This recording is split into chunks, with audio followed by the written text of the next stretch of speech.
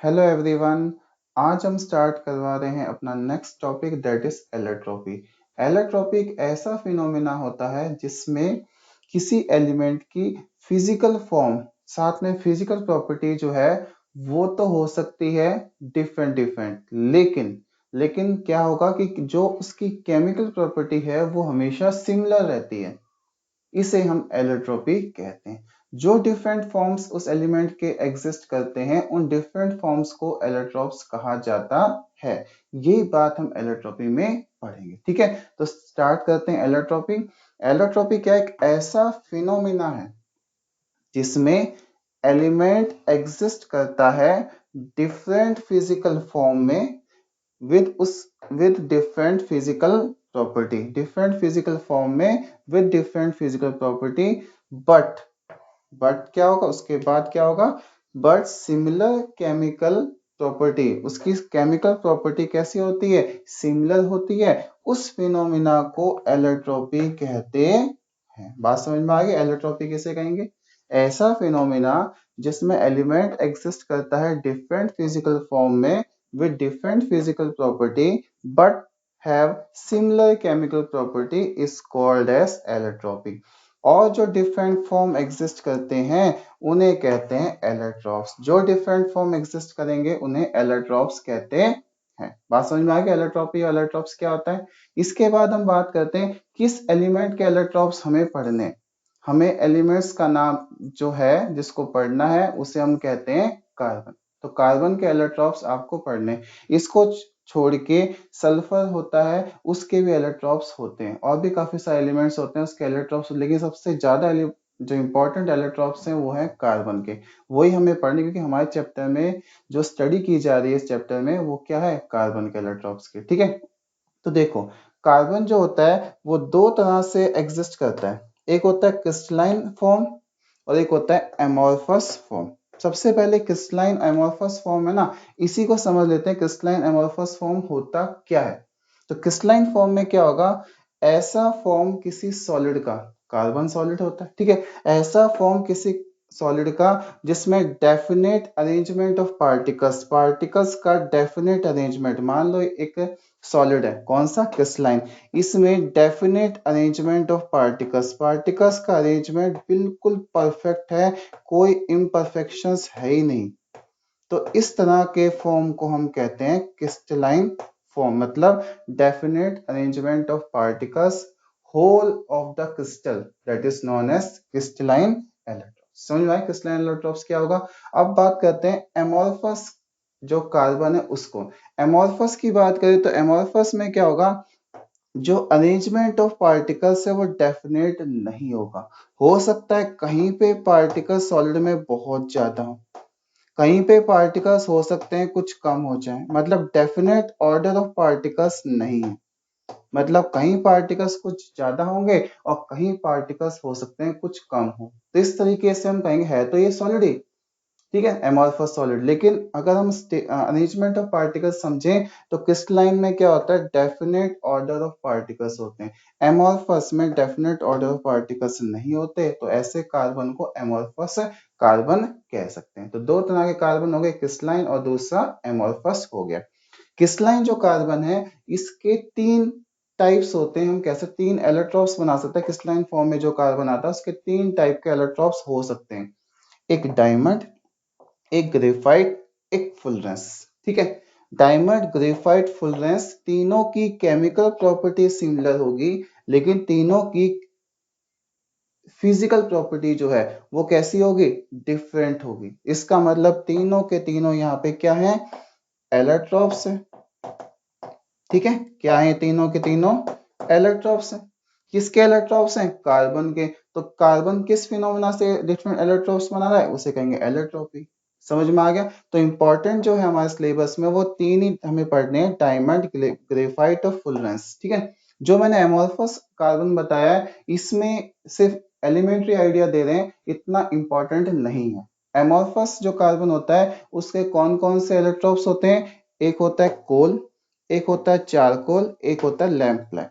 कोल आपको पता है जिसमें आता है कोल गैस या कोक भी आ सकता है। चारकोल आपको पता है जो destructive distillation of different type of elements से बनता है, जैसे वुड चारकोल हो गया, बोन चारकोल हो गया, शुगर चारकोल हो गया, इस तरीके से। लैम्प ब्लैक जो होता है पाउडर फॉर्म में कार्बन होता है, उसे लैम्प ब्लैक कहते हैं। जो हम कह सकते हैं जो फोटोस्टेट वगैरह होती है मशीन, उसमें जो इंक भरी जाती है दैट इज लैम्प ब्लैक। तो इस तरीके से हम कह सकते हैं एमोर्फस के 3 एलोट्रॉप्स होते, ठीक है, 3 एलोट्रॉप्स, 3 एलोट्रॉप्स होते हैं, कोल, चारकोल, लैम्प ब्लैक। जो इंपॉर्टेंट है वो हमारा क्रिस्टलाइन एलोट्रॉप्स, इसी को हमें डिटेल में पढ़ना है। पहले हम डिटेल में डायमंड पढ़ेंगे, उसके बाद ग्रेफाइट पढ़ेंगे और उसके बाद फुलरेंस पढ़ेंगे, ठीक है। तो अब हम स्टार्ट करते हैं। पहला allotropes of carbon crystalline allotropes that is known as diamond. तो डायमंड के बारे में हम सबसे पहले अब पढ़ना स्टार्ट करते हैं। इसके बाद हम बात करते हैं डायमंड्स। पहला ही एलोट्रॉप है किसका, कार्बन का, जो क्रिस्टलाइन एलोट्रॉप्स में आते हैं। बात करते हैं डायमंड किस तरीके का होता है और उसमें क्या क्या कैरेक्टरिस्टिक्स होती हैं, ठीक है। तो आपको पता है प्योरेस्ट फॉर्म ऑफ कार्बन होता है, जो डायमंड होता है प्योरेस्ट फॉर्म ऑफ कार्बन होता है। It is hardest natural occurring substance, एक नेचुरल अकरिंग सब्सटेंस होता है हार्डेस्ट, ठीक है। ये तो कुछ इसकी बातें जो कैरेक्टरिस्टिक्स में आ सकती हैं। इसके साथ हमें पढ़ना है इस डायमंड की फिजिकल प्रॉपर्टीज, ठीक है। पहली फिजिकल प्रॉपर्टी है हाईएस्ट डेंसिटी। इसमें क्या होता है, जो डायमंड होता है इसमें डेंसिटी जो होती है वो हाईएस्ट होती है। हाईएस्ट क्यों होती है, due to the network structure. इसका स्ट्रक्चर कैसा होता है, नेटवर्क स्ट्रक्चर होता है। नेटवर्क का मतलब क्या होगा, आपस में इंटरलिंकिंग बहुत लंबा हो जाता है, इसलिए हम इसको नेटवर्क स्ट्रक्चर भी कह सकते हैं। एक बार नेटवर्क स्ट्रक्चर जो होता है उसको देखते हैं। एक कार्बन आपको पता है, ये मान लो एक कार्बन है, 4 बॉन्ड्स बनाता है। एक बॉन्ड ये बना लिया, ठीक है। एक बॉन्ड मान लो ये बना लिया, एक बॉन्ड मान लो ये बना लिया, और एक बॉन्ड मान लो ये बना लिया। एक कार्बन ने 4 बॉन्ड बना लिए। अब ये अगला कार्बन जो है अगले कार्बन के साथ बॉन्ड बना सकता है, ठीक है। ये कार्बन इस तरीके से 1 2 2 और ये 3 हो गए और 4 हो गए। इस तरीके से ये वाला कार्बन जो है अगले कार्बन के साथ बॉन्ड बना सकता है, ठीक है। अगले कार्बन के साथ बॉन्ड बनाएगा और इसके साथ ये 4 बना सकते हैं, 1 2, ठीक है, और एक नीचे की तरफ हो गया, ठीक है, हो गए 4 बॉन्ड। इस तरीके से ये वाला कार्बन जो है ये भी 4 बॉन्ड बना सकता है, 1 2, ठीक है, तीसरा इसके साथ कंबाइन हो जाएगा और चौथा ये रह जाएगा। इस तरीके से आपको दिखाई दे रहा है कि एक कार्बन जो है नेटवर्क स्ट्रक्चर बना। नेटवर्क स्ट्रक्चर का मतलब बहुत सारे इंटरलिंकिंग होना स्टार्ट हो गया है। तो इंटरलिंकिंग जब बढ़ना स्टार्ट हो जाता है तो कार्बन जो होता है डिफरेंट टाइप के स्ट्रक्चर्स, मतलब एक नेटवर्क 3 डायमेंशनल स्ट्रक्चर बना लेते हैं। इसी कारण से हम इसकी डेंसिटी जो कहते हैं वो हाईएस्ट होती है। नॉर्मली अगर डेंसिटी की वैल्यू याद करें तो 3.51 ग्राम पर सेंटीमीटर क्यूब, पर सेंटीमीटर क्यूब, ये होती है बेटा near about density of diamond, ठीक है। समझ में, नेटवर्क स्ट्रक्चर कैसा होगा, इस तरीके का नेटवर्क स्ट्रक्चर होता है। इसे नेटवर्क स्ट्रक्चर भी कहते हैं या फिर 3D स्ट्रक्चर भी कह सकते हैं। 3 डायमेंशनल अगर आप और ढंग से देखेंगे बुक्स में या हम और सोर्सेस के थ्रू तो आपको पता चलेगा 3 डायमेंशनल स्ट्रक्चर कैसा होता है। ये तो हमने अभी सिंपल बोर्ड पे बनाया है 2 डायमेंशनल। वैसे इसका स्ट्रक्चर 3 डायमेंशनल जो होता है वो बिल्कुल अप्रोप्रिएट होता है, बिल्कुल अच्छे से समझ में आता है किस तरीके से बॉन्डिंग्स होती है, ठीक है। समझ में आ गया। इसके बाद हम बात करते हैं कि हाईएस्ट मेल्टिंग पॉइंट। डेंसिटी जब हाईएस्ट है तो डेफिनेटली मेल्टिंग पॉइंट भी कैसा होगा, highest. The melting point is highest, इसका मेल्टिंग पॉइंट भी कैसा होता है, हाईएस्ट होता है। नियर अबाउट अगर डिग्री सेल्सियस में बात करें तो 3930 डिग्री सेल्सियस के आसपास जो है जो डायमंड होता है इसका मेल्टिंग पॉइंट होता है। समझ में आ गया। तो इसके बाद हम बात करते हैं इलेक्ट्रिकल और थर्मल कंडक्टिविटी के बारे में। इलेक्ट्रिकल कंडक्टिविटी जो होती है डायमंड में नहीं होती, ना के बराबर होती है, ठीक है। लेकिन थर्मल कंडक्टिविटी जो होती है डायमंड्स में होती है। पढ़ते हैं इसके बारे में। It is the purest electrical conducting, ठीक है। इसकी जो इलेक्ट्रिक कंडक्टिविटी होती है वो पूरेस्ट होती है, बिल्कुल ना के बराबर। इस due to the non availability of free electrons. अगर फ्री इलेक्ट्रॉन्स ही नहीं है तो करंट को कैसे पास कर सकता है, इसलिए क्या होगा, पूरेस्ट इलेक्ट्रिकल कंडक्टिविटी। समझते हैं इसी कॉन्सेप्ट को इसके 3 डायमेंशनल स्ट्रक्चर से।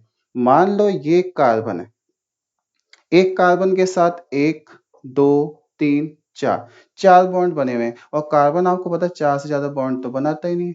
ठीक है, 4 से ज्यादा बॉन्ड नहीं बनाएगा, तो एक कार्बन ने 4 बॉन्ड बना लिए। अब उसके पास एक भी इलेक्ट्रॉन्स फ्री नहीं है, एक भी इलेक्ट्रॉन्स फ्री नहीं है, तो फ्री इलेक्ट्रॉन्स नहीं है तो कैसे करंट में अपने में से पास कर सकता है। इसी कारण से हम कह सकते हैं कि जो इलेक्ट्रिकल कंडक्टिविटी होती है वो डायमंड की पूरेस्ट होती है। समझ में आ गया। 4 बॉन्ड का मतलब ये ना समझे कार्बन कार्बन 4 बॉन्ड बना रहा है। ठीक है, कार्बन के स्ट्रक्चर्स में ये 4 बॉन्ड्स बना सकता है। ठीक है, समझ में आ गया।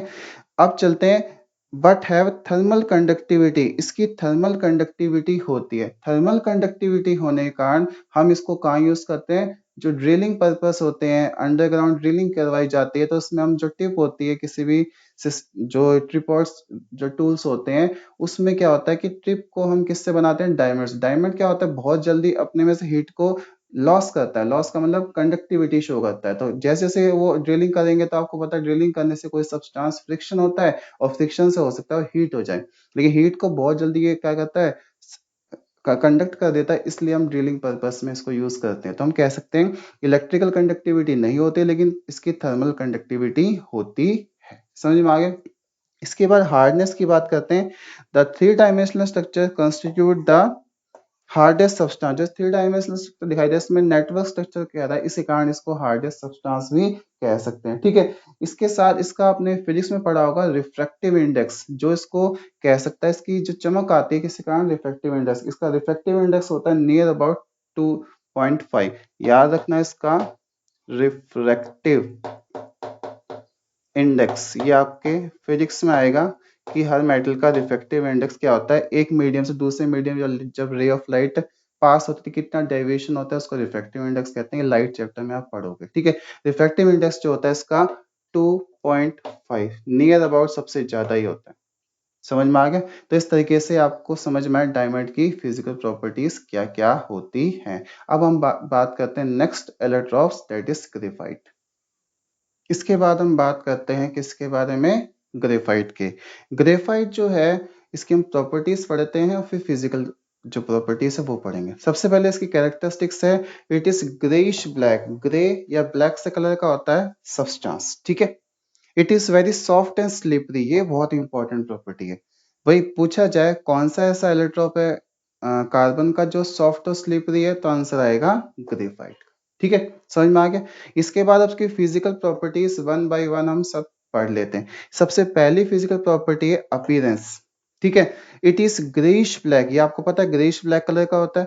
ओपेक होता है, मतलब इससे आर पार साफ साफ नहीं देख सकते, बिल्कुल विजिबल नहीं होता, इससे क्लियरिटी विजिबल नहीं होती। मतलब ग्रेफाइट से हम एक साइड दूसरी साइड देखना चाहें तो नहीं देख सकते। ठीक है, विद मेटेलिक लस्टर, इसका लस्टर कैसे, इसकी चमक कैसी होती है, मेटल जैसी होती है। जैसे पेंसिल की लेड जो होती है किसकी बनी होती है, ग्रेफाइट, इसकी चमक कैसी होती है, मेटेलिक लस्टर जैसी, इसलिए इसको मेटेलिक लस्टर कहते हैं। ठीक है, इसके बाद इसकी डेंसिटी जो होती है लो होती है, due to the large gap between the layers. Layers के बीच में लार्ज गैप होता है, इसके कारण ग्रेफाइट पार्टिकल्स जो होते हैं उनमें लार्ज गैप होता है, इसलिए उसकी डेंसिटी कैसी होती है, लो।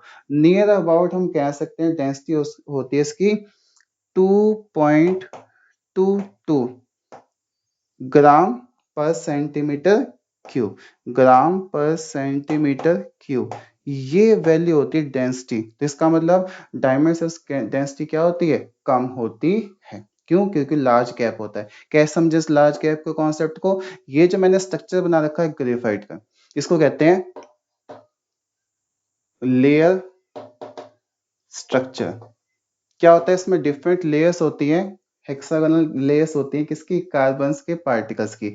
जैसे आपको दिखाई देता है एक कार्बन जो है इस तरीके से, ये एक क्या है, एक रिंग है, ये दूसरी रिंग है, ये तीसरी रिंग है, ये 3 रिंग्स ऐसे नीचे 3 रिंग्स ऐसे आगे स्ट्रक्चर बढ़ता जाता है। तो आप देखो एक रिंग के बाद दूसरे रिंग्स में कुछ डिस्टेंस है, इस डिस्टेंस के कारण क्या होता है, गैप। नियर अबाउट हम देखें 319 पिकोमीटर। पिकोमीटर जो होता है एक यूनिट होती है मेजरमेंट की, और पिकोमीटर्स में हम मेजर करते हैं, तो इसका जो डिस्टेंस होता है 319 पिकोमीटर्स के आसपास होता है। ठीक है, समझ में आ गया। तो क्या है, इन दोनों लेयर्स के बीच में क्या है, गैप है, गैप होने के कारण इसकी डेंसिटी क्या होती है, लो हो जाती है। ठीक है, इसके बाद इलेक्ट्रिकल और थर्मल कंडक्टिविटी।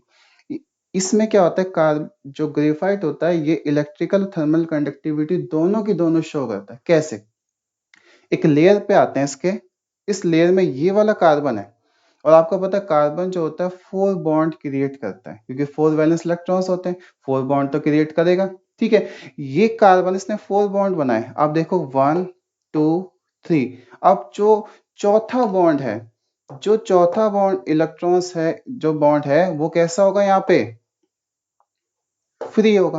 और अगर फ्री इसमें इलेक्ट्रॉन्स प्रेजेंट है तो डेफिनेटली क्या करेगा, करंट को पास कर सकता है। इसी फ्री इलेक्ट्रॉन्स के कारण हम कह सकते हैं graphite is a good conductor of electricity. समझ में आए, ग्रेफाइट जो है due to the presence of free electrons, the graphite is good conductor of heat and electricity. समझ में आया, इस फ्री इलेक्ट्रॉन्स के कारण ग्रेफाइट कैसा होता है, इस फ्री इलेक्ट्रॉन्स के कारण कैसा होता है, good conductor of heat and electricity. समझ में आ गया। इसके बाद है सॉफ्ट एंड स्लिपरी नेचर। आपको पता है इसका स्लिपरी नेचर होता है, क्यों, क्योंकि इसमें लेयर स्ट्रक्चर होता है। अगर हम थोड़ा सा फोर्स लगाएं तो क्या होगा, एक लेयर दूसरे के ऊपर स्लाइड हो जाती। अगर एक लेयर दूसरे के ऊपर स्लाइड होगी तो कैसे नेचर का होगा, स्लिपरी नेचर का होगा। जैसे मान लो एक लेयर ये है, दूसरी लेयर ये है। ठीक है, अगर ये लेयर्स बीच में डिस्टेंस है तो डिस्टेंस होने के कारण डेंसिटी लो कहेंगे। जब एक लेयर को जैसे एक लेयर दूसरे के ऊपर हमने थोड़ा सा फोर्स लगा तो ये क्या होगा, एक दूसरे के ऊपर टच होकर स्लिप हो रही है। इसका मतलब कैसे नेचर के होंगे, स्लिपरी नेचर के होंगे। इसलिए हम कहते हैं graphite is a slippery in nature. समझ में आ गया। तो ये कुछ प्रॉपर्टीज थी ग्रेफाइट की। इसके बाद हम बात करते हैं third allotropes of carbon, that is crystalline allotrope, that is fullerenes. इसके बाद हम बात करते हैं किसके बारे में, फुलरेंस के बारे में। फुलरेंस जो है सिंथेटिक तरीके से सिंथेसाइज किया गया एक एलोट्रोप है, किसका, कार्बन का। फुलरेंस जो है इसकी प्रॉपर्टीज, फिजिकल और कुछ इंपॉर्टेंट कैरेक्टरिस्टिक्स हम पढ़ते हैं। सबसे पहले, it is also known as spheroidal carbon cage model, मतलब स्फीयर की तरह होता है, जैसे कि यहाँ दिखाया जाए स्फीयर की तरह। जनरल डायग्राम बताया है, बुक्स में आपको बहुत अच्छे से दिखाई देगा ये डायग्राम। तो स्फीयर की तरह होता है, स्फीयर केज, केज होता है बहुत इंटरलॉकिंग, बहुत ज्यादा कॉम्प्लिकेटेड होती है, इसलिए इसको केज लाइक स्ट्रक्चर भी कहते हैं।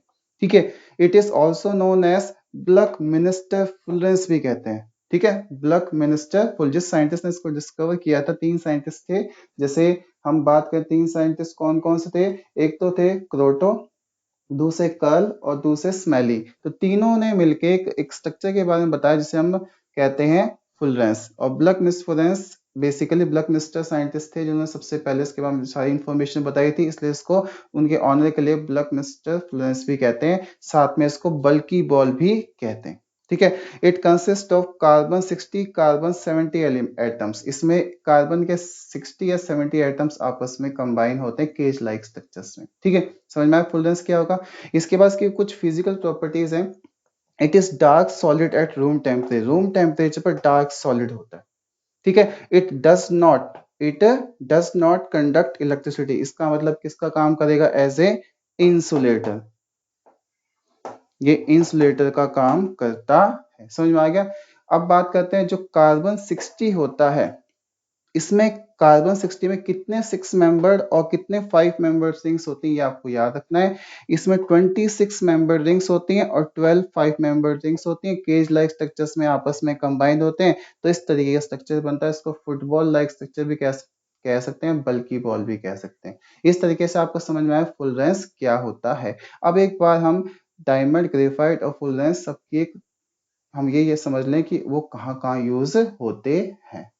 इसके बाद हम बात करते हैं क्या यूजेस। डायमंड जो है it is use in jewellery, jewelleries में यूज किया जाता है क्योंकि इसमें ब्रिलियंस होती है, और साथ में कटिंग एंड ड्रिलिंग टूल्स में यूज की जाती है क्योंकि इसकी क्या होती है, थर्मल कंडक्टिविटी होती है। समझ में आ गया। और हार्डेस्ट नॉन सब्सटेंस भी है। इसके बाद हम बात करते हैं ग्रेफाइट। ग्रेफाइट जो है it is use as solid lubricant, क्योंकि हाई टेम्परेचर में मेल्ट नहीं होता, सॉलिड लुब्रिकेंट के रूप में यूज करते हैं। And also used as pencil lead, pencil की जो लेड होती है लिखने वाली वो किसकी बनी होती है, ग्रेफाइट की। ये बात आपको पता होगी।